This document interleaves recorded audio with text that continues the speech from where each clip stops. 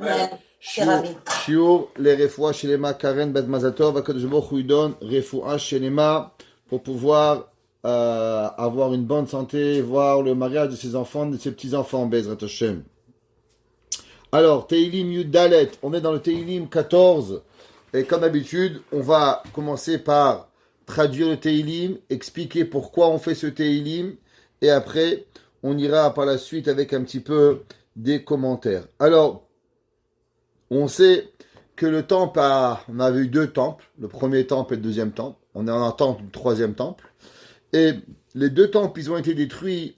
Le premier temple par Nebuchadnezzar, qui était, pour ceux qui ont suivi les cours, ni plus ni moins que le fils de Shlomo HaMelech.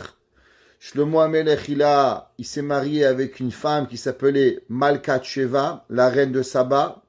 La reine de Saba et Shlomo HaMelech, ils ont eu un fils. Cet enfant, il s'appelait Nebuchadnezzar. Et c'est Nebuchadnezzar qui va détruire le temple. C'est une discussion, est-ce que c'était son fils ou son arrière-petit-fils? Rashi, il dit que c'était son fils. Et d'autres commentaires disent que c'était pas possible que ce soit son fils, parce que sinon, il aurait comme 300 ans au moment où il aurait détruit le temple. Et historiquement, c'est un peu compliqué. Donc, il y en a qui préfèrent qui disent qu'en vérité, Rashi ne veut pas dire son fils, mais il veut dire sa descendance de Shlomo HaMelech. Il a eu un fils, que ce fils, il a eu un fils, et ainsi de suite, jusqu'à que Nebuchadnezzar va détruire le temple. Le deuxième temple, il va être détruit par Titus. Titus le Romain, il va le détruire. On sait que le premier temple a été détruit à cause de Avodah Zara, Gilui Arayot et Shfichut Damim. Le premier temple est détruit par les trois péchés capitaux qui étaient Avodah Zara, qui faisait que les gens, malheureusement, ils croyaient plus en Akadosh Baruch Hu. On sait qu'à l'époque du premier temple, il y avait un Yetzer Hara, un mauvais penchant énorme de ne pas croire en Akadosh Baruch Hu. Aujourd'hui, on ne comprend pas cette notion de courir vers d'autres divinités. La Gemara dans Masechet Gitin, elle dit que Chachamim, ils ont prié pour qu'on enlève ce Yetzer Hara. Donc aujourd'hui, on ne comprend pas vraiment le Yetzer Hara de Avodah Zara. Pourquoi un homme, il va penser que Dieu, c'est, je sais pas moi, c'est Markoulis, ou que c'est autre chose? Tu as un Dieu, reste avec ton Dieu, qu'est-ce que tu as besoin d'avoir un autre? Donc on n'arrive pas à concevoir ce Yetzer Hara. Deuxième temple a été détruit à cause de Titus, à cause qu'on faisait malheureusement sinatrinam, la haine gratuite. La Gemara nous apprend que la haine gratuite, elle est aussi grande que la haine gratuite, elle est aussi grande que Avodah Zara, Gilui Arayot et Shfichut Damim. Pourquoi? La Gemara dit, à cause que tu vois que là, le premier temple, il y avait Avodah Zara et Gilui Arayot, Shfichut Damim. Le deuxième temple, il y avait plein de Torah. Seulement, il y avait la haine gratuite. Et donc, la haine gratuite, elle nous a détruit le premier temple. Le shiur, il est aussi pour la refoua shelema de Nechama Naomi bat Aliza Yehudit, que Kadosh Baruch Hu lui donne refoua shelema pour avoir Bet Hashem une très bonne santé.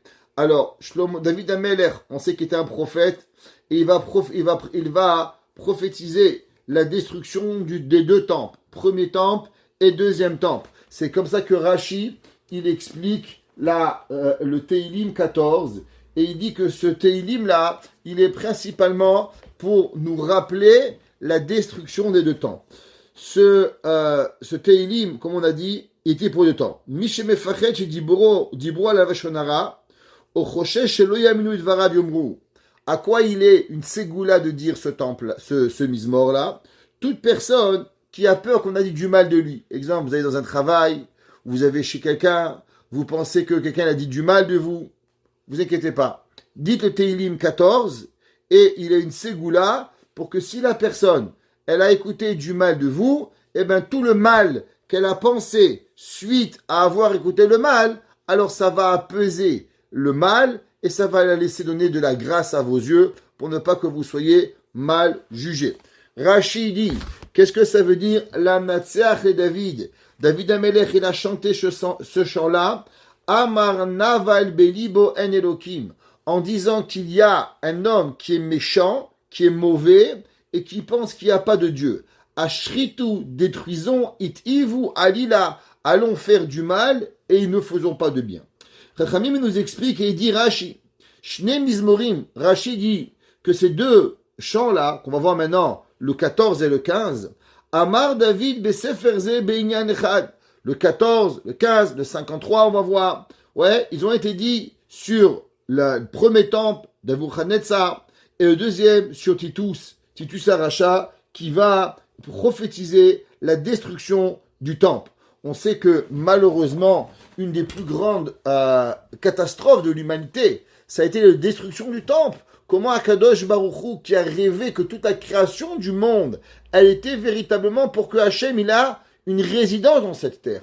Quoi, Akadosh Baruch Hu, il a créé pour vivre dans les anges. Si Hachem, il voulait les anges, il serait resté avec les anges. Le but du monde, c'était que Akadosh Baruch Hu, il a une résidence parmi nous, pour que Akadosh Baruch Hu, il vit à travers les humains. Ça, c'est la volonté de Akadosh Baruch Hu. Et toute la volonté de Dieu, malheureusement, elle a été détruite au moment où Akadosh Baruch Hu, il a détruit son temple. C'est marqué dans nos commentaires. Viesh mefarshim, she'amar mizmor ze keneged churban bet hamikdash le'atid rishat hagoyim shi'archuvuhu. David HaMelech, il dit que ce chant-là, ce mizmor, il va être pour les mécréants qui vont détruire le temple, comme c'est marqué dans le verset chapitre 53, kimat kishono bishnuim muatim ela shekan advarim mekuvanim Nebuchadnezzar melech Babel. Principalement, d'abord on va parler des malheurs du peuple juif, et ici on parle de la tête des destructeurs du temple, qui sont Nebuchadnezzar et Titus. Et Anatseach et David. David HaMelech, on sait qu'il a composé des chants pour différents instruments de musique, pour que ce chant-là, ils vont être chantés dans le temple à travers les Lévi'im en tant que prophétie pour que le peuple juif, peut-être qu'en écoutant ces chants-là, alors ils comprennent la gravité de ce que pourrait arriver au peuple juif et automatiquement pour changer. On sait que quand Yirmiya Navi, le prophète Jérémie, il a prophétisé la destruction du temple, les juifs, qu'est-ce qu'ils ont fait? Ils l'ont pris, ils l'ont vendu. Ça veut dire, à la place de faire teshuva, à la place d'écouter, qu'est-ce qu'ils ont fait? Eh bien, ils ont vendu le prophète Yirmiya. Amar, il a dit, Naval. C'est quoi Naval? Naval, ça vient du mot Nevela. Nevela en hébreu, ça veut dire une charogne.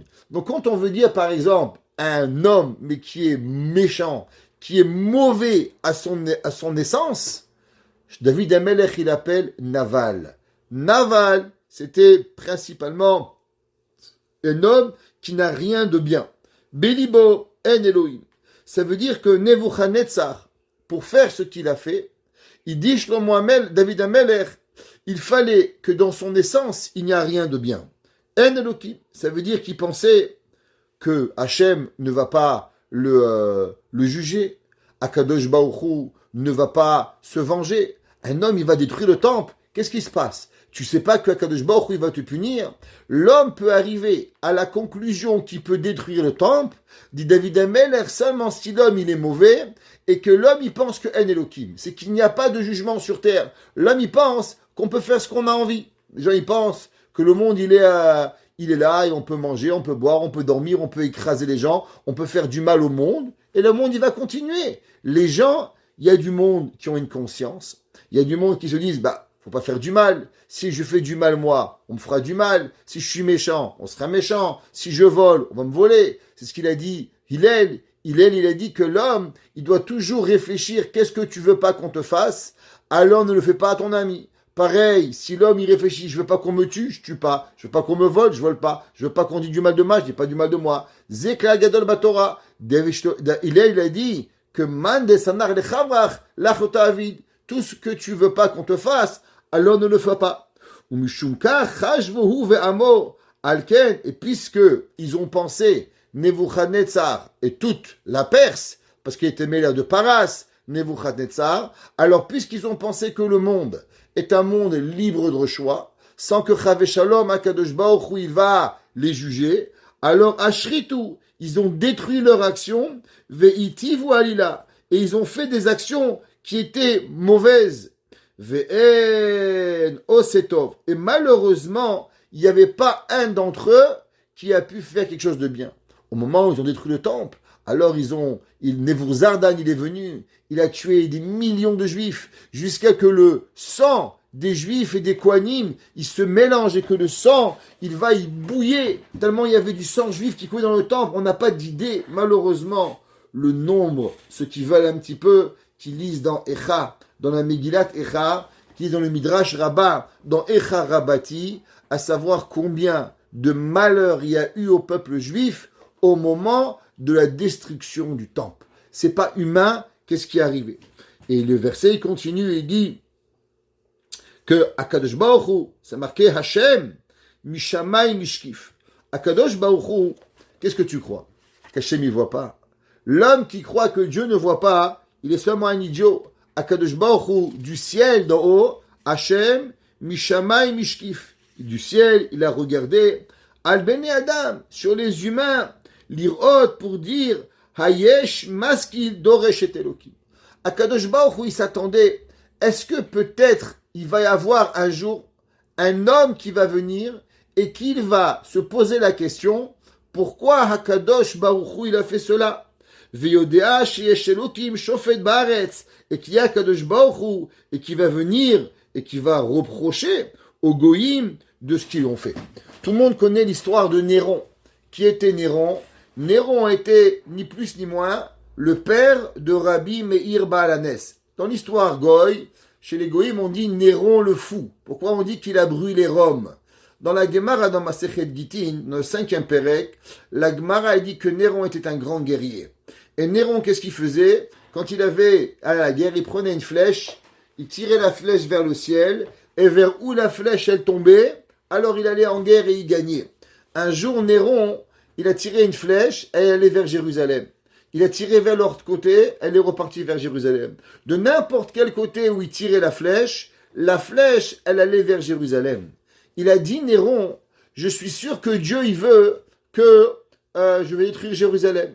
Mais il a dit, Néron, sûrement qu'après, Akadosh Baruch Hu, il va me punir. Parce que celui qui détruit le temple, alors automatiquement, Akadosh Baruch Hu, à la fin, il va le payer, il va le faire payer. Alors pourquoi être moi l'instigateur du mal? Tout le monde il a déjà écouté ce concept qui s'appelle Mezakim Zakai Aede Zakai ou Mechayvim Chayav Aede Chayav. Qu'est-ce que ça veut dire? Ça veut dire il y a un homme, il reçoit une claque. Un homme, on lui fait mal. Un homme, on lui vole sa voiture. En vérité, ça veut dire que Bachamaïm dans le ciel, je mérite une claque. Je mérite d'avoir de la peine qu'on m'a volé ma voiture. Je mérite qu'on m'a fait une honte. Seulement, la question elle est, pourquoi c'est toi qui m'as fait honte?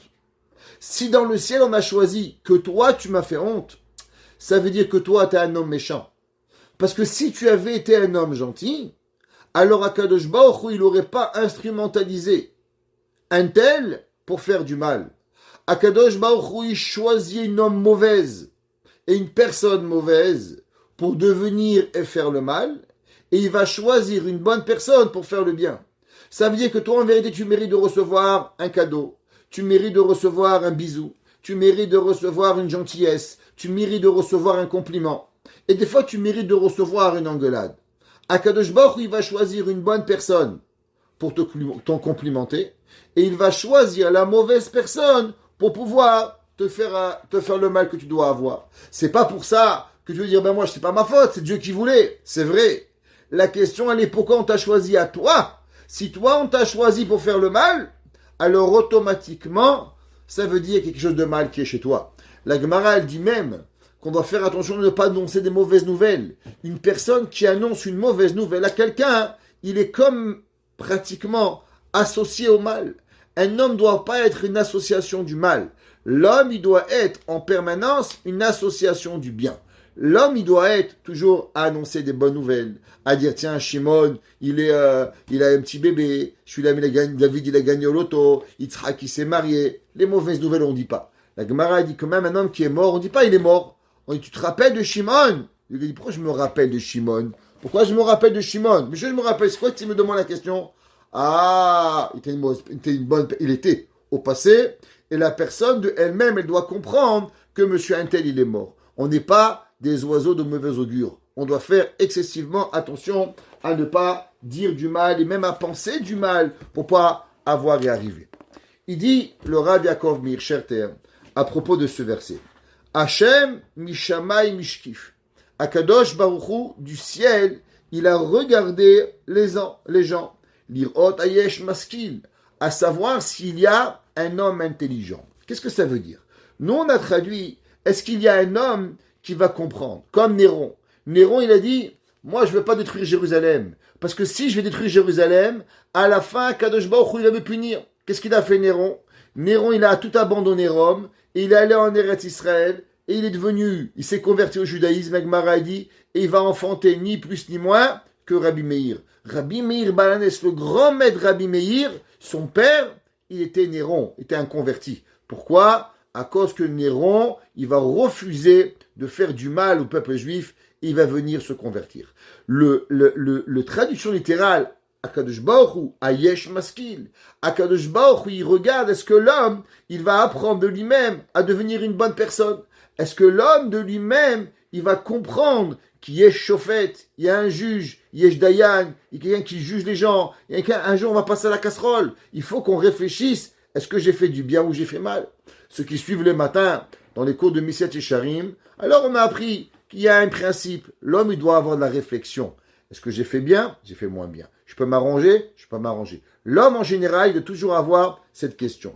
Chachamim, ils nous disent, qu'est-ce que ça veut dire Ayesh Maskil? On va essayer de comprendre un peu kabbalistique avec un peu de réflexion gréco-romaine, si on pourrait dire. Kietzen Drishat HaChochma, c'est marqué dans les livres saints que l'homme, c'est quoi le premier signe d'intelligence chez l'homme? Le premier signe d'intelligence, c'est d'aller à la recherche de l'intelligence. Ça veut dire Ezeu Chacham, Alomed Mikol Adam. Qui est l'homme intelligent? Celui qui apprend de tout le monde.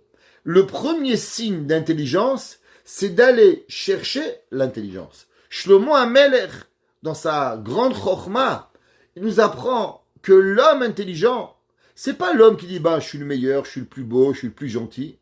Il va essayer d'être roker vedoresh, toujours aller savoir, aller un petit peu plus intelligent. La preuve, tous les matins on prie, Shmona Esrei, 3 fois par jour. Quelle est la première des 18 berachot qu'on fait le matin? Baruch ata Hashem, chonen hada'at. On demande à Kadosh Baruch Hu de nous donner l'intelligence. Pourquoi? Tu n'es pas bête, non? Alors si tu n'es pas bête, pourquoi tu pries encore pour l'intelligence? La réponse, elle est que la plus grande signe d'intelligence, c'est quand l'homme, il va aller chercher à comprendre et à avancer. Un homme qui veut chercher plus, qui veut comprendre plus, qui est en train d'essayer de chercher, ça c'est le signe de la plus grande intelligence. Comme c'est marqué dans le Vasouk, Mishamay Mishkif. Akadosh Baruch Hu, il regarde sur les gens, Lirot Ayesh Maskil. Ils disent les Sfarim Akdoshim. Qu'est-ce que ça veut dire que Dieu regarde s'il y a un homme intelligent? Ça veut dire que Akadosh Baruch Hu, il regarde. Est-ce que il y a dans ce bas monde quelqu'un à la recherche de la volonté, à la recherche de la vérité? Il y a beaucoup de monde que malheureusement, ils se pensent qu'ils comprennent tout. Ils pensent je sais tout. Ils sont les meilleurs du monde. On ne peut pas les changer. Seulement, ils ne sont pas à la recherche de la vérité. Il dit David Ameler que Akadosh Baruch Hu, il regarde du ciel, Ayesh Maskil. Est-ce que nous sommes à la recherche de cette intelligence? C'est marqué dans le Rabben Yonah, dans le Rabben Yonah, dans Pirkei Avot. Il dit c'est quoi? Ezeu Chacham, Alomed Mikol Adam. Rabben Yonah, il dit que l'homme, il doit être en permanence chercher cette intelligence. C'est marqué, tout le monde connaît qu'il y a un concept qui s'appelle la philosophie. Tout le monde sait. C'est quoi le mot philosophe? D'où vient le mot philosophe? Alors, il y en a qui disent que le mot philosophe, il vient d'un mot hébraïque. Ceux qui ont écouté les cours du rabbin Citruc, il a répété à plusieurs reprises que dans la langue française, qui provient principalement du latin, qu'il y a beaucoup de mots qui sont rentrés dans la langue. Il dit exemple, on sait que, qu'est-ce que les magiciens ils disent quand ils font un tour de magie? Ils disent abracadabra. Il dit qu'est-ce que ça veut dire abracadabra? Eh bien, abracadabra vient du mot hébreu abera kadabera. Abera, je vais créer. Kadabera, comme je vais parler. Ça veut dire, il prend la baguette magique et dit, tiens, on va avoir une pièce. Boum, elle est là. Il fait un tour de magie. Abera, je vais créer Minachon Boré. Kadabera, comme ce que je vais parler. Pareil, le mot philosophe. De quoi vient le mot philosophie? Alors, d'après certains, le mot philosophie vient du mot philosophe, la bouche sans fin. C'est-à-dire, quelle est la différence il y a entre un rabbin et un philosophe? Le rabbin, à la fin, il faut qu'il y ait une conclusion. Le rabbin dit, bon, viens, on va parler. Comment devenir un meilleur juif? Comment apprendre à pas voler? Comment apprendre à une bonne personne? Comment avoir des bons traits de caractère? Ça veut dire qu'à la fin, il faut ce qu'on appelle en hébreu, chez nous, tachlis.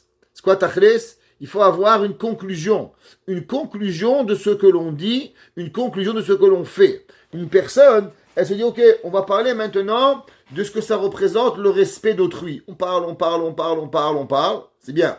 Mais à la fin, il faut que tu sors avec une conclusion. C'est quoi ta conclusion? Comment tu vas apprendre à respecter Madame Aroche, Madame Grossman, Madame Monsieur Akiva, Monsieur Hazan, Madame Koya, Madame Abessera, Monsieur Kendi? Si tu sors pas du cours avec une conclusion, alors t'es rien. La philosophie, généralement, c'est ce qu'on appelle philosophe. C'est une discussion qui n'amène à rien. Pi, parole, dibour, losoph, sans fin, philosophe. Le Sefer Harour, qui a été écrit par un rave de Rome, qui a vécu au IVe siècle. Le rave, là-bas, il a écrit le Sefer Harour, 2 volumes, qu'on a dans notre bibliothèque aussi. Il dit là-bas, que veut dire la philosophie? Et il dit, ולהבדיל בחוכמות החיצונות, גם כן קראו לחכם philosophe. Il dit que les intelligents, les goïms, ils ont appelé leurs sages philosophes. Qui veut dire? Qui pilou. Que veut dire le mot filou? Il dit le mot filou en grec, en romain, pardon, il veut dire ahava veratson. Ça veut dire amour, volonté. Soufia, pirusha chokhma. Il dit philosophe, ça veut dire l'amour de la sagesse. Ça veut dire que le Sefer Haruch, il dit même les goïms.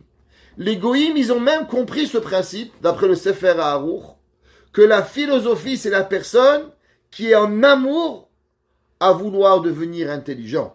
Ki adam she'ohev edoresh chokhma ou nikra chacham. Il dit le Sefer Haruch, il dit qui est l'homme intelligent? C'est celui qui aime l'intelligence. Celui qui n'aime pas l'intelligence, alors il n'est pas chacham. Et il dit ça que Kadosh Baruch Hu, c'est marqué Ya'iv chokhma la hakimin. Dieu, il donne l'intelligence aux gens intelligents.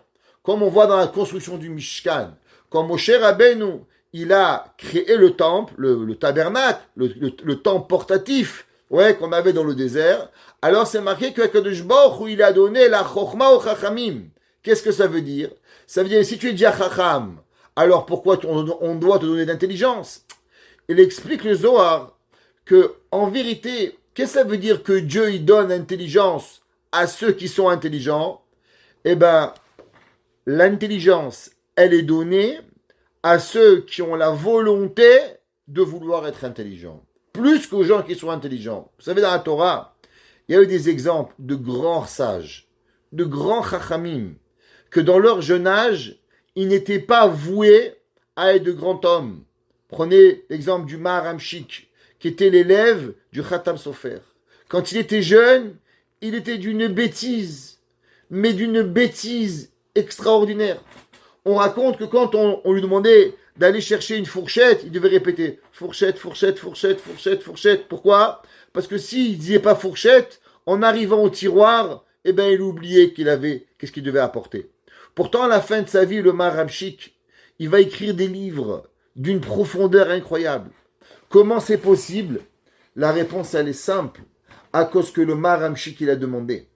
Le Rav Shmuel Alevi Vosner, qui était le grand de la génération, qui est décédé à l'âge de 110 ans à Bnei Brak, qui était le Dayan de Bnei Brak, eh ben, n'était pas un homme voué à être intelligent. Quand il arrivait à la yeshiva, il avait même raté son examen. Mais qu'est-ce qu'il a voulu? C'est qu'il a pleuré pour être intelligent. Il a demandé à Kadosh Baruch Hu. Généralement, Akadosh Baruch Hu, va donner et va ouvrir les portes de l'intelligence à ceux qui ont la volonté de vouloir être intelligents. Souvent, on voit des gens qui font pas Shabbat, ils font pas Etfilit, ils font pas les mitzvot. Et un beau jour, ils ont une envie. Et un beau jour, ils vont venir, et ils vont faire, et ils vont comprendre, et Akadosh Baruch Hu, il va leur ouvrir les portes. Ils vont venir des gens incroyables. Et là, on se demande, mais pourquoi un tel, il a compris, et moi, j'ai pas compris? La réponse, elle est simple. À combien tu as eu la volonté de vouloir comprendre? À combien tu as eu la volonté de te dire qu'aujourd'hui, je ne vais pas passer ma journée en étant le même idiot qu'hier? Aujourd'hui, je veux devenir une différente personne. Aujourd'hui, j'ai décidé que je veux comprendre telle chose. Un Rashi, une Mishnah, une Gemara, un verset, un concept de la Torah. L'homme, il doit avoir la volonté de vouloir comprendre. Et plus l'homme, il veut comprendre, et plus Akadosh Baruch Hu, il va lui donner. Les mishimit orer be'atzmo liot maskil doresh limtso da'at ha'elokim. Chachamim, ils nous disent que l'homme, il doit aller chercher la volonté d'Akadosh Baruch Hu. L'homme, s'il va juste des fois regarder dans les livres, il va pas la trouver. Il faut souvent, généralement, approfondir pour comprendre la volonté d'Hachem. Imaginez-vous, comment on peut arriver à comprendre Dieu? Vous savez, le Rosh, Rabbeinu Asher, qui a vécu au XIIe siècle. Rabbeinu Asher, il dit, comment c'est possible qu'un homme, il peut avoir Da'at Torah? Qu'est-ce que ça veut dire Da'at Torah? Da'at Torah, c'est d'avoir la pensée de la Torah. Il y a des gens, vous allez voir, des grands rabbins, ils disent, ce que Hachem, il veut de toi. Comment il peut savoir? Est-ce que tu es Dieu? Comment un homme, il peut dire qu'est-ce que Hachem, il veut? Un homme, il n'est pas Dieu. Un homme, il est un humain. Comment on peut croire, pour une seconde, qu'un homme, il va comprendre ce que Dieu, il veut? Comment c'est possible? Le Baal Tanya l'a écrit dans le livre, dans le Tanya, qu'on ne peut pas comprendre la Chokhmah d'Akadosh Baruch Hu. Chabad, Chokhmah, Binadat, comment c'est possible? Et pourtant, le Rosh, il dit que c'est oui possible. Vous savez comment? Il dit le Rosh, quand un homme, il étudie la Gemara, quand un homme, il étudie le Talmud, le comprend du pourquoi, du parce que, pourquoi on fait comme ça, à comment on fait les choses, on approfondit chaque sujet, à savoir avec ce qu'on appelle du iyun, avec l'approfondissement de la mémoire, du travail intellectuel pour définir chaque chose, alors automatiquement l'homme il va avancer. L'homme, c'est pas juste la Torah elle est pareille, il y a 10 livres, il y en a de pareils les mêmes, il n'y a pas 2 livres qui se ressemblent, il n'y a pas 2 auteurs qui se ressemblent, il n'y a pas 2 halachot qui se ressemblent. L'homme il se trompe en pensant que la Torah c'est du global, on vend pas en gros. Les juifs n'ont jamais vendu en gros, ils avaient toujours eu un magasin de détail. Pourquoi? Parce que le judaïsme c'est la différence dans le détail. Kefish Amour, Shekol Davar Rabba Mechamad Bechirato She'adam Bekocho les Azea Olamot. Écoutez, qu'est-ce qu'ils disent de Chachamim? Que si l'homme il a la volonté véritable de vouloir changer, il peut transformer les mondes. Ça veut dire qu'un homme, il peut être né sous une mauvaise étoile. Il peut être né sous une étoile d'être un idiot. C'est vrai, il était un idiot. Mais il a le pouvoir de vouloir transformer. Moi, j'ai connu, pas si vieux que ça fait 30 ans, dans les écoles, et j'ai vu des enfants brillants. Et on leur a tellement dit qu'ils étaient brillants, ils ont pu travailler. Et bien aujourd'hui, ils font rien. Aujourd'hui, ils sont des demi-déchets. Malheureusement. Pourquoi? Parce qu'on leur a tellement raconté qu'ils étaient bons, qu'ils ne sont pas partis chercher qu'ils sont bons. Et souvent des enfants, que eux, ils n'avaient rien pour eux. Et ils ont décidé de vouloir apprendre, et encore apprendre, et encore apprendre. Ils ont eu le feu qui a brûlé dans eux, et ils sont venus de grandes personnes. C'est rare, nous dit le Rav Shach, que d'enfants intelligents sortent de grandes choses. Souvent, des enfants avec une difficulté, qui vont travailler, ils vont sortir de grandes choses. Venimshach alav shefa gadol verav, ad shemekabel segulot niflaot miyuchadot, shelav kolinish zoche baem.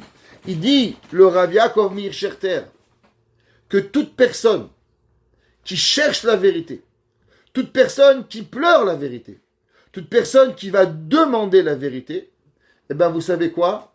Il va mériter des choses qui sont juste incroyables, que même de grands sages ne pourront pas arriver. Pourquoi? À cause que Akadosh Baruch Hu, il va leur donner.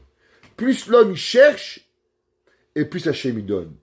Et le Rahaim Akadosh, dans Parashat Mishpatim, pardon, il dit au début, vous vérifierez là-bas, il dit l'homme il a une neshama.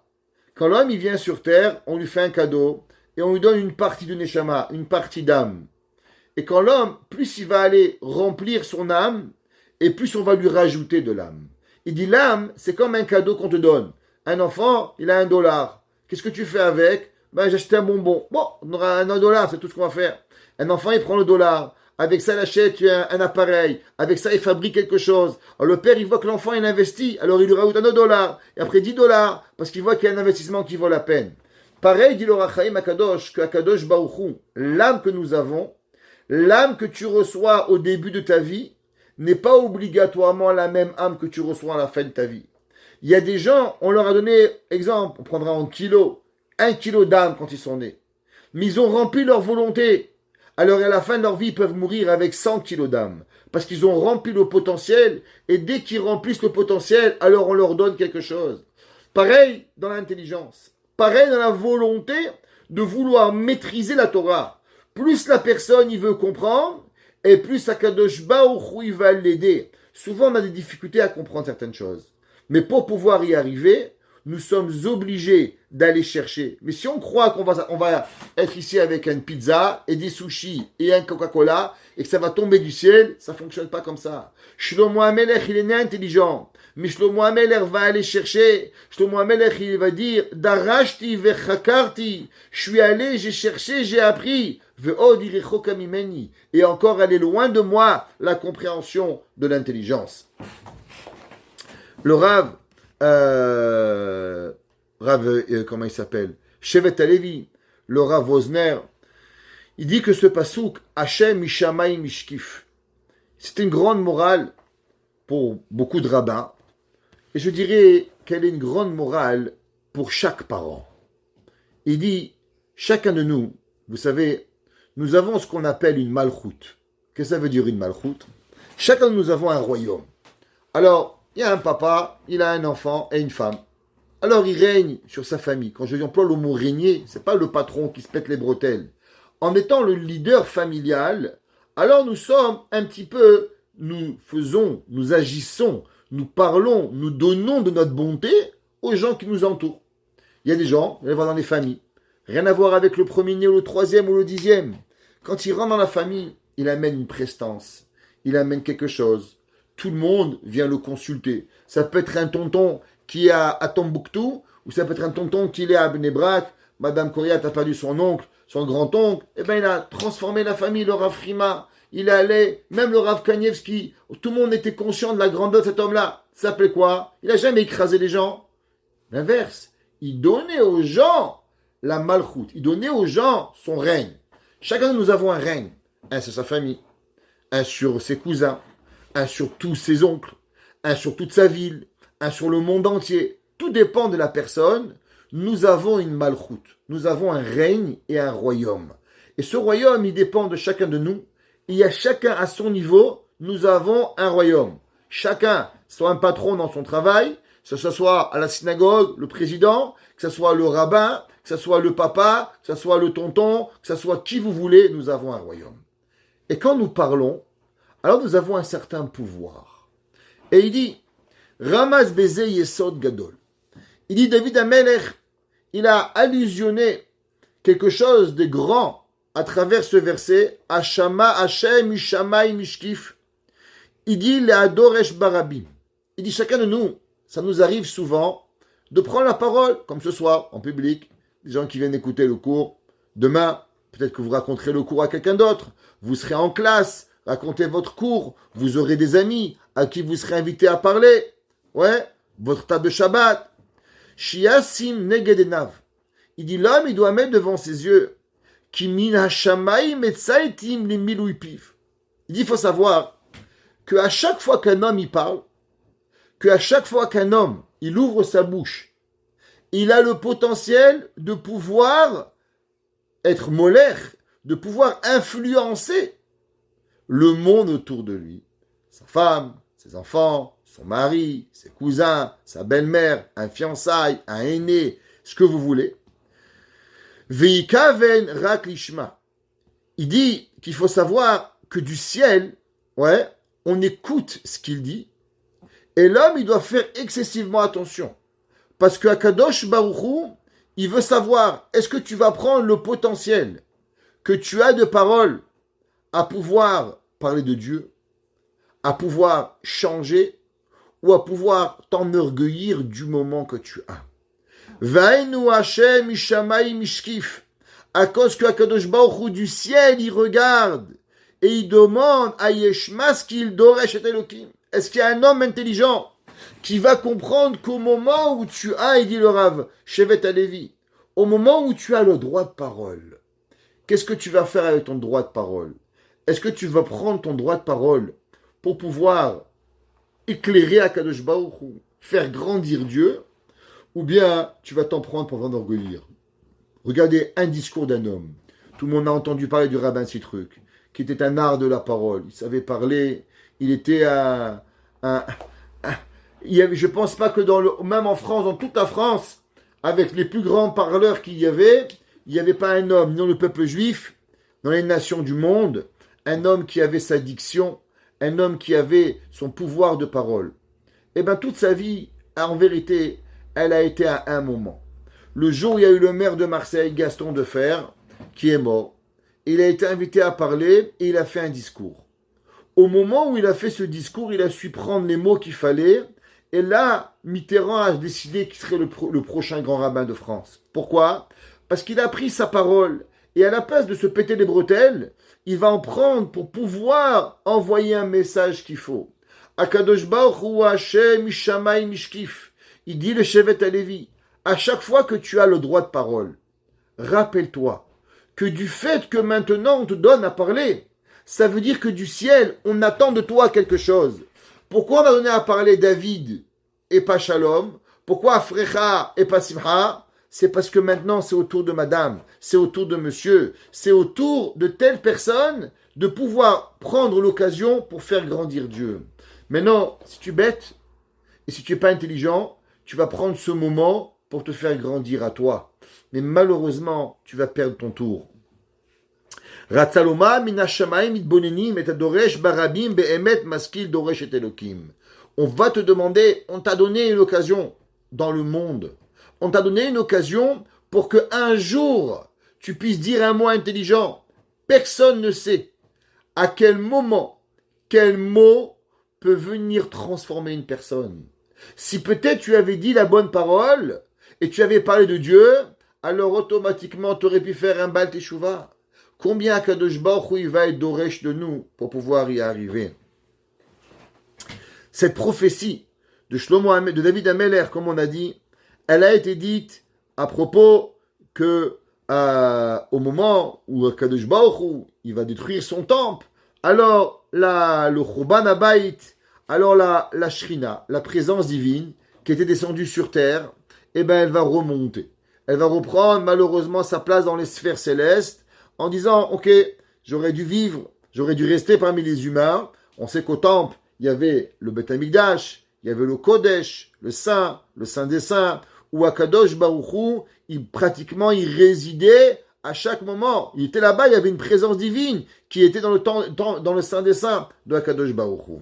Comme la Gemara nous dit que Rosh Hashanah, on apprend en ce moment d'Afayomi, ok? Mais la Gemara Rosh Hashanah 31. La Gemara dit que la Shekhinah, elle va faire 10 voyages. On avait déjà parlé dans un cours, jeudi, il y a 2 semaines, que la Shekhinah, elle est montée de 10 sphères, et après on l'a ramenée de 10 sphères, jusqu'à que Moshe Rabbeinu il a rapporté. Au moment où le peuple juif va fauter, de nouveau, alors elle va s'éloigner encore une fois de 10 sphères. Et on sait qu'elle est repartie à sa place, comme c'est marqué dans le verset dans Oshéa. Elecha shuva el mekomi. La présence divine, elle dit, je vais aller et je vais repartir à ma place.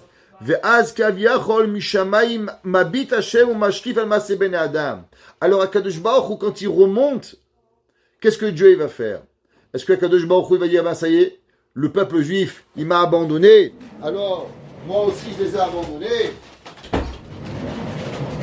Et Akadosh Baruch Hu il dit, moi non, shalom alay nafshi. Akadosh Baruch Hu, il regarde plus l'humain, l'inverse. Akadosh Baruch Hu, il regarde et il s'assure que chaque humain, comment il va. Akadosh Baruch Hu, il regarde sur Reuven, sur Shimon, sur Lévi. ושלא ידמה האדם כאילו חס ושלום בורא כל העולמים, עזב את הארץ ושובנו משגיח על מעשה הברואים. Ils disent Chazal que qu'est-ce que ça veut dire Hachem? Mishamay mishkif.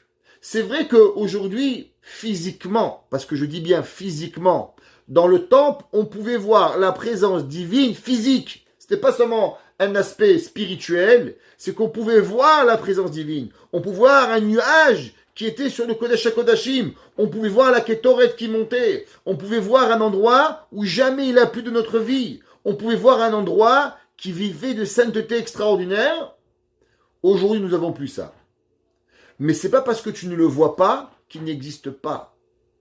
Comme ce qu'a dit un jour, tout le monde connaît la fameuse histoire qui a été racontée à propos du grand penseur américain, comment il s'appelle, le grand mathématicien, j'ai oublié son nom. Et un jour, son professeur lui a dit que je ne crois seulement ce que je vois. Alors il a ouvert la fenêtre et le froid est rentré. Il lui a dit, il fait froid. Il lui a dit, comment tu peux avoir froid si tu ne le vois pas? Ok? Ça veut dire que l'homme qui refuse de voir et de comprendre qu'il y a quelque chose qui existe sans qu'on le voie, il n'a pas compris. Il dit, David Amelech, Hashem mishamay mishkif, que malgré que tu ne peux pas voir Dieu, mais il est de notre obligation, tous les jours, de savoir qu'Hachem il nous regarde quand on dort, quand on mange, quand on boit, quand on fait tout ce qu'on fait. Il n'existe pas un endroit dans le monde où Akadosh Baruch Hu, il ne te voit pas. La première halakha du Shulchan Aruch. Le Shulchan Aruch, il écrit et il dit que Aïsater ish bemistarim.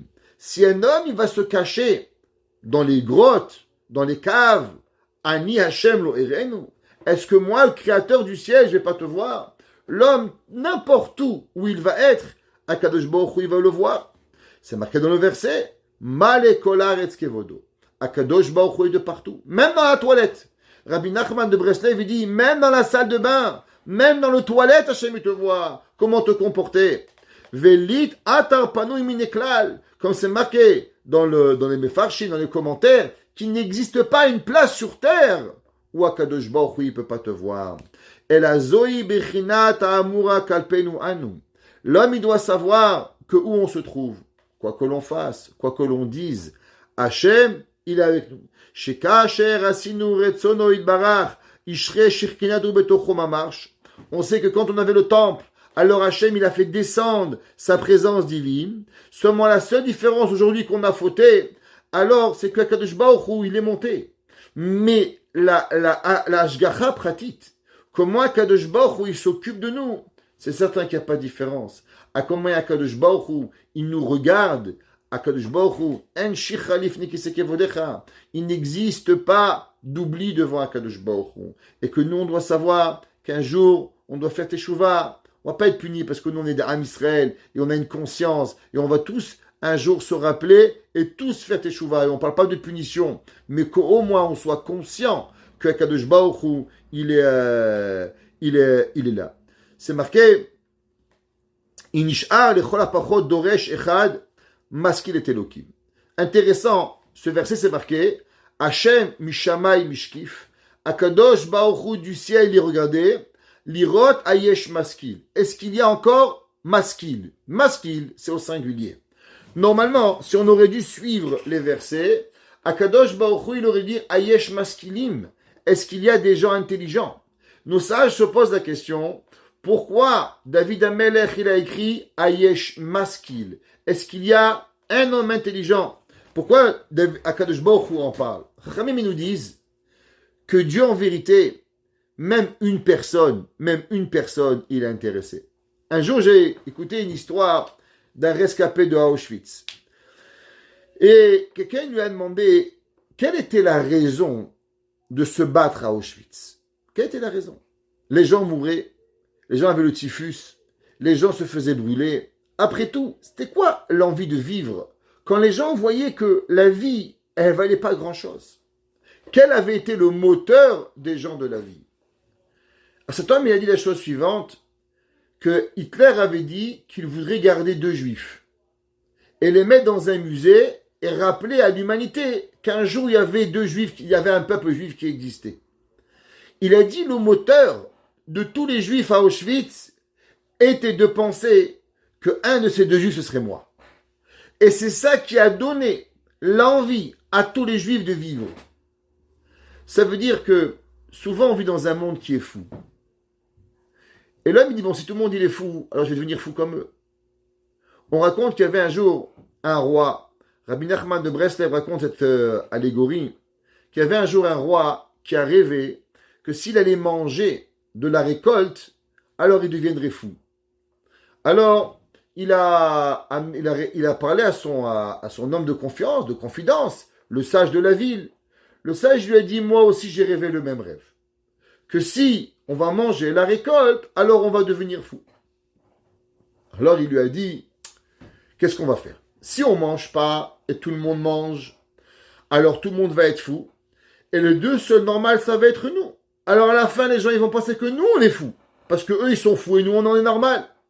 Si on va manger, on va devenir fou comme eux. Alors qu'est-ce qu'on va faire? En vérité, c'est la question du vaccin.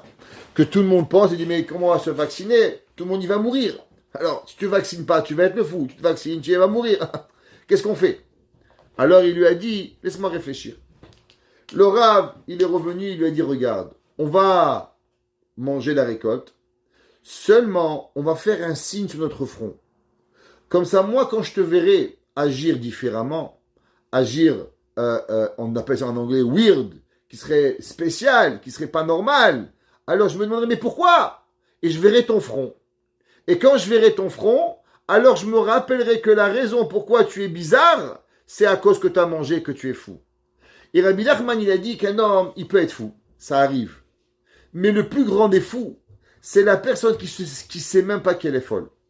Ça veut dire que si un homme, il sait qu'il agit mal, mais au moins il sait qu'il agit mal. Mais le pire, c'est quand tu penses que tu agis bien, quand tu es totalement dans la folie. Shlomo HaMelech, il dit, le monde peut être fou. Le monde peut manquer de conscience. Le monde peut vivre d'une façon où véritablement on ne sait pas le bien du mal. Alors parce que le monde y vit follement, je vais continuer moi aussi. Akadosh Baruch Hu dit Ayesh Maski. Moi je suis intéressé de savoir qu'il y a un homme. Chacun de nous doit pas se poser combien il y a de gens normaux sur terre. On doit se dire s'il y a une personne, ça doit être moi. Rabbi Shimon Ben Yochai, il a dit, si tout le monde, moi je suis là. Si personne n'étudierait la Torah, il n'y en aurait que deux, mon fils et moi. Et s'il n'y en aurait qu'un seul, ça serait moi. Ça veut dire que l'homme, il doit décider que même si toute l'humanité, elle deviendrait complètement folle, et que toute l'humanité ne ferait plus Shabbat, que toute l'humanité ne ferait plus Kashrut, moi je serais cette personne. C'est qui? Avraham Avinu. Notre père Avraham. Avraham a Ivry. Avraham s'est battu contre l'humanité. Akadosh Baruch Hu, il dit l'homme, il doit pas savoir être intéressé combien on est à faire. Combien ça m'intéresse pas combien on a. Ce qui m'intéresse, c'est de savoir, moi je suis là, et moi je veux la vérité. Et si moi je veux la vérité, Hachem va m'aider. Ama Hachem Mishamay Mishkif. Dieu du ciel, il s'abaisse et il regarde. Ayesh Maskil. Même s'il y en a un qui est bien. Ve'im Chaveshalom Mode Akadosh Baruch Hu et Haemet Shelanu. Bemidat Haemet Shel Shamayim. Ve'im Maasenu Kefi Maase Elokim. Akadosh Baruch Hu Mabid Bemato Shamayim. Akol Sadev Nelachu. Alors qui c'est qui va être? L'homme, il faut savoir qu'à ce moment-là, il doit voir et il doit vivre sa vie de cette façon-là. Le Chida, Rav Chida, ouais, le grand maître, Rabbi Chaim Yosef David Azoulay, il explique dans ce verset, et il dit la chose suivante. Qu'est-ce que ça veut dire? Est-ce qu'il y a un homme intelligent? Comme on a expliqué, Ayesh Maski. Il dit en vérité de quoi on parle. Vous savez, tout le monde est conscient de l'étude de la Torah, de l'importance de l'étude de la Torah. Un jour, je raconterai toute cette histoire parce qu'elle m'a profondément perturbé. Il y avait un enfant qui était d'une sagesse, d'une profondeur incroyable, était voué à devenir un grand maître dans le Ham Israël. C'est aussi une certaine école où je pense que peut-être qu'il n'était pas à la hauteur des demandes du père en mathématiques. Alors le père, il a pris l'enfant et il l'a mis dans une autre école. Alors le père, il est venu me dire qu'il mettait son fils dans cette autre école. Je dirais pas la première, je dirais pas la deuxième. Je dis, vous savez, monsieur, votre fils, il est voué à être un sage de la Torah. Il me dit, oui, mais il faut qu'il soit médecin. Je dis, monsieur, vous comprenez qu'il y a 1,5 milliard de Chinois qui peuvent être médecins.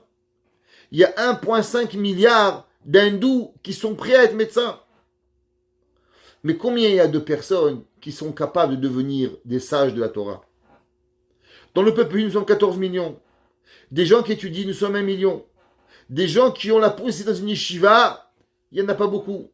Des gens qui ont véritablement la volonté de vouloir être un mitracham, encore moins. Et des gens qui ont la capacité, encore moins. Ça veut dire que votre fils, il fait partie de l'élite, de l'élite, de l'élite, de l'élite. À l'élitisme, au plus grand qui puisse exister. C'est ça que votre fils, il est. Le père m'a dit, vous avez raison. Mais comment faire pour qu'il devienne médecin? C'est-à-dire que le père, il n'a rien écouté. Le père, il n'a rien compris. Il dit le chida, les gens, ils sont tous prêts. Oui, la Torah, c'est bien. Viens étudier, mon fils. Viens. Amène-toi à la yeshiva. Viens apprendre. Viens devenir une personne. Viens goûter au bonheur de la Torah. L'homme, c'est facile de parler dehors. Mais qu'est-ce qu'il faut? Il faut aussi venir apprécier. Comment on apprécie? On achète une Gemara. Il y a aujourd'hui en français, il y a en anglais, il y a en arabe même si vous voulez. Ils ont traduit la Gemara au Talmud en arabe. Vous pouvez, il y a des livres en toutes les langues, en espagnol même si vous voulez. Viens, goûte la Torah. Malheureusement, les personnes qui vont s'asseoir et étudier, nous dit le Chida, elles sont tellement minimes. Tout le monde parle, oui, la rabbin, c'est beau la Torah, magnifique. Et qu'est-ce que toi tu fais pour la Torah? Qu'est-ce que toi tu as fait? Et il dit que David Amelech, il dit le Chida, au moment où David Amelech, il parle de la destruction du temple. Vous savez, c'est marqué dans la Gemara que Chachamim, ils ont demandé quelle est la raison pourquoi le temple a été détruit. Et ils ont dit Asher lo barichu batorah techila, à cause du fait qu'ils n'ont pas étudié, ils n'ont pas fait la beracha, la Torah le matin. Qu'est-ce que ça veut dire? La Torah, c'est pas une science, c'est pas les mathématiques, c'est pas la géographie, c'est rien. Aujourd'hui, on était à la yeshiva, et il y avait deux messieurs qui étaient d'habitude pas dans la yeshiva, qui ont décidé de prendre une matinée de venir étudier. Ils ont commencé à étudier la tefila, 8 heures, après Vishnu Mishtabura, après ils ont venu étudier un peu de Moussa, après ils ont décidé de rester. 9h30, 10h30, 11h30, midi et demi, 1h, 1h05, on se réveille, il me dit, Rabbi, il est 1h, mais de ma vie, j'ai pas passé 5 heures de ma vie aussi belle. C'est passé comme une fraction de seconde, comment c'est possible? La réponse, c'est que la Torah, c'est beau. Il faut venir étudier, il faut venir goûter. Je comprends que pas tout le monde y peut venir étudier, toute sa vie. Mais comment c'est possible qu'il y a des gens, ils vont au cinéma de temps en temps? Ils vont voir un film, ils vont voir Rambo 1, Rambo 2, Rambo 3, ils vont voir Rocky 18, je sais pas quel numéro ils en sont maintenant dans les films. Ouais. Mais pourquoi ça te dit pas une fois par semaine, une fois par mois, une fois tous les 6 mois, le 24 décembre, le 25 décembre, le 1er janvier? Pourquoi ça te dit pas? Tu sais, Rabbi, j'aimerais bien apprendre un jour de venir étudier la Torah. Un jour, il y en a, ils vont faire la pêche, ils louent un week-end de pêche. Pourquoi il n'y a pas un week-end de Torah? Pourquoi le gars, il prend pas 2 jours dans l'année et décide, ben tu sais quoi, j'ai le droit à 3 semaines de vacances, il y a des jours fériés, un jour férié, je suis couvert avec la Torah. Un jour, je choisis pour pouvoir écouter la Torah. David Amelech, il écrit, et il dit, Hachem, Mishamay, Mishkif, Akadosh Baruch Hu, du ciel, il regarde, Ayesh Maskin. Est-ce qu'il y a un homme qui va prendre cette conscience, qui va se dire, ben, j'ai un jour de pêche par an, j'ai un jour de hockey, j'ai un jour de shopping, j'ai un jour de Torah aussi, nous, Maïfchar la Asot, c'est quoi la chose qui est difficile? Et même les riches. Il dit le Chida, qu'en vérité, David Amelech, il dit que le temple est détruit parce que les gens qui n'étudient pas la Torah, mais aussi à cause des gens qui ont de l'argent. She'ena machazikim biyad l'homme de la Torah. Vous savez, il y a des gens qui étudient, il y a des jeunes. En vérité, on sait tous notre obligation d'étudier. Seulement, on n'est pas capable. Qu'est-ce qu'on va faire? Vous voyez, nous on est là, on parle ensemble, on fait un petit cours. Mais en vérité, notre obligation, ça serait d'étudier 24 heures sur 24, mais on n'y arrive pas. Alors on dit, bon, c'est pas grave, il y a un petit rabbin là-bas qui va étudier. Mais le rabbin, le petit jeune rabbin, qui a 20 ans, le pauvre, s'il ne les mange pas, le pauvre, si quand il rentre à la Torah, quand il rentre le soir, ça me dit, chérie, j'ai faim, j'ai pas mangé, ça fait être à Kolel. Moi, je me rappelle quand on était jeune, Il fallait vraiment travailler dur. Des fois, on rentrait à la maison, il n'y avait pas de lait. Des fois, il n'y avait pas de pain. Des fois, on arrivait à la maison, pas d'essence pour prendre la voiture. Ça, c'est difficile. Il ne faut pas que les jeunes, aujourd'hui, ils n'ont plus cette force-là de pouvoir vivre dans la pauvreté. Aujourd'hui, on vit dans l'opulence. Il faut que les jeunes de la Torah, c'est notre obligation à tous. Nous tous, on doit être là. Ayesh Maskil. Est-ce qu'il y a un homme intelligent qui va prendre cette conscience et va se dire, je dois tout faire pour prendre un Aver Kolel, pour que la Torah, elle perpétue dans le monde. Des terrides limtsoteref. Parce que, malheureusement, pourquoi les jeunes quittent la Torah? En vérité, ils veulent étudier. Mais qu'est-ce que vous voulez faire quand ils n'ont pas d'argent? Eh bien, ils abandonnent. C'est normal. Personne ne va avoir faim. Il n'y a pas longtemps, il y a quelqu'un qui l'a appelé à un monsieur que je connais bien. Et il lui dit, tu sais, j'ai pris un travail qui était un peu spécial, mais les gens, ils m'ont jugé. Mais en vérité, parce que les gens, ils n'ont pas connu la faim.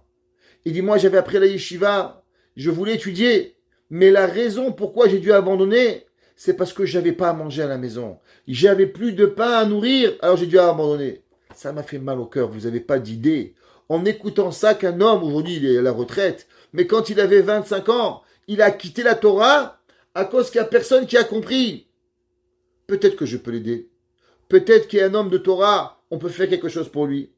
C'est pour ça qu'il dit David Amelech, l'irot ayesh maskil, qu'on doit être l'homme intelligent. Peut-être que nous, on peut étudier, comme ce qu'il a dit Unkelus. Unkelus, sa guerre, on connaît que son oncle, l'empereur Vespasien, il a attrapé, il a dit, viens, toute longue histoire d'Unkelus. À la fin, Unkelus, il a vu son oncle. Il lui a dit, pourquoi tu as choisi la Torah? Il lui a dit, tu m'as dit que ce que je trouverais qui serait jeté et que personne n'en voudrait, alors je le prends. Je n'ai rien vu d'autre, de plus jeté et de plus malheureusement déshonoré que la Torah. Alors il a dit, c'est pour ça que je l'ai pris.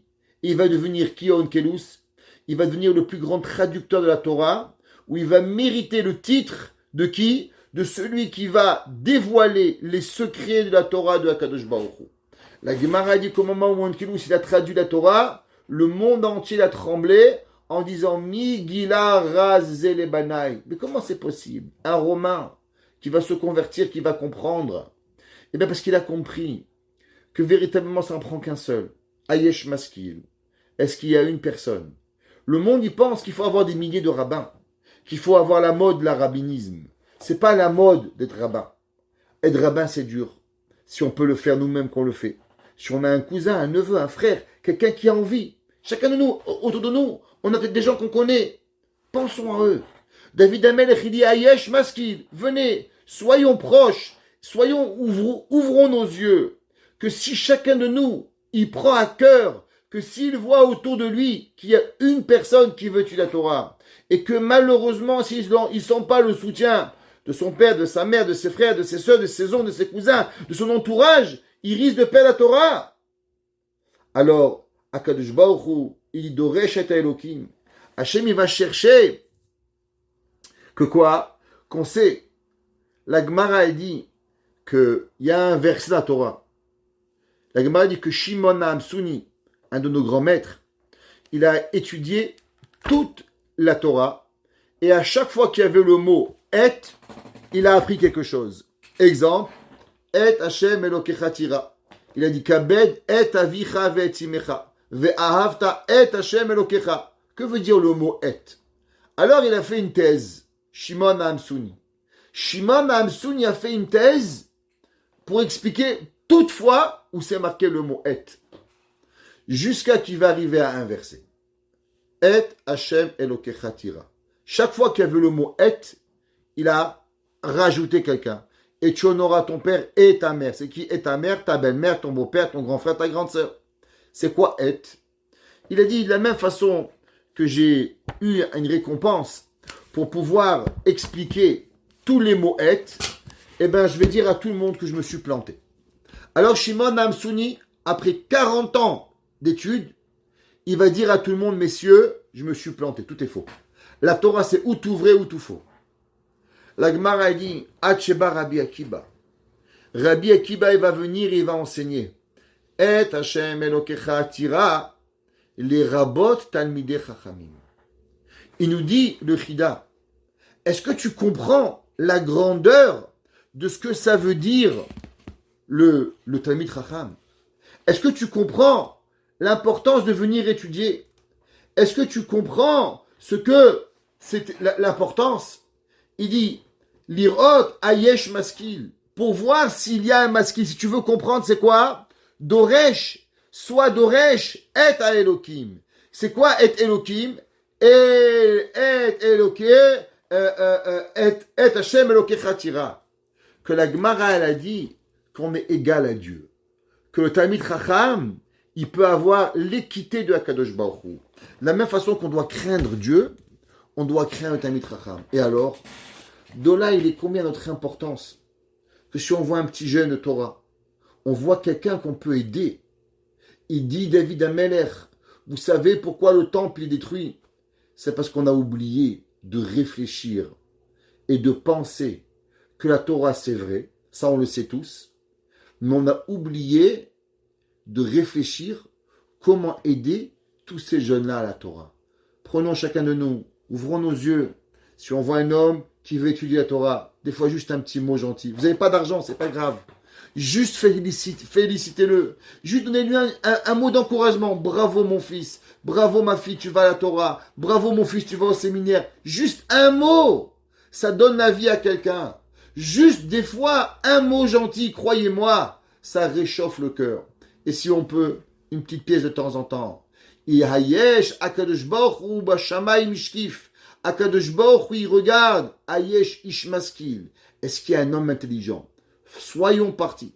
Des hommes intelligents et des femmes intelligentes qui supportent la Torah, qui disent des mots gentils aux gens qui étudient la Torah. Et grâce à cela, de la même façon que ceux qui n'ont pas supporté la Torah, malheureusement le temple a été détruit, que ceux qui encourageront nos enfants, nos petits-enfants, nos cousins, nos neveux, n'importe qui, à n'importe quel moment, d'aller apprendre la Torah, alors Akadosh Baruch Hu, il reconstruira très bientôt le troisième temple, Bimera, Beyamenu. Amen. Amen. Hazak Baruch Rabbi.